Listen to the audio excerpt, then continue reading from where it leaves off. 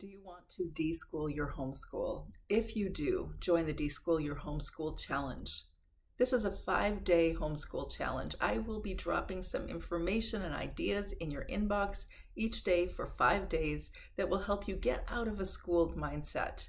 Whether you are new to homeschooling and you have not explored the idea of homeschooling until now, and you have many ideas about what an education might be in your home, but you're not really sure what you would even deschool from, or if you've been around for a while and you have many ideas of how you know you want to shift from a schooled mindset into a home education that serves you and, more importantly, your children, then I encourage you to check out the Deschool Your Homeschool Challenge.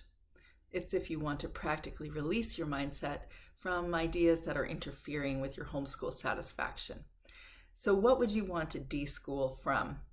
I have a list of a few ideas here, and I'm not going to read them all to you, but I'll bet you have a few ideas in the back of your head, things you don't want to bring from the school into your homeschool lives.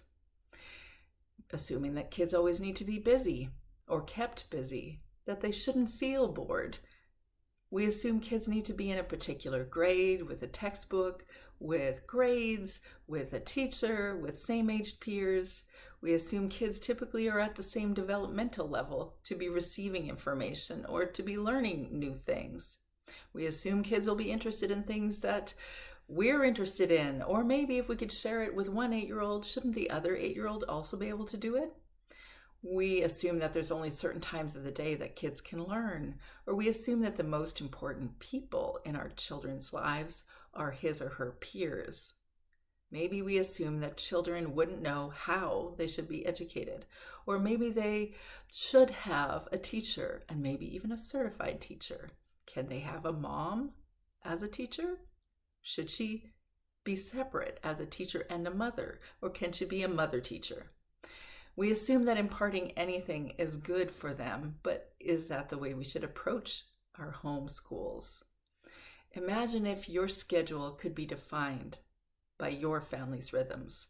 Your activities could be guided by the people within your homeschool. You saw learning opportunities everywhere you left or went, or introduced yourself to a new human that taught you something new. Imagine if you could move at the flow of the seasons in your family life, that you could purchase and use curriculum and resources wisely, not just because they're the latest and greatest things. Imagine if you were able to fuel and facilitate your child's natural interests.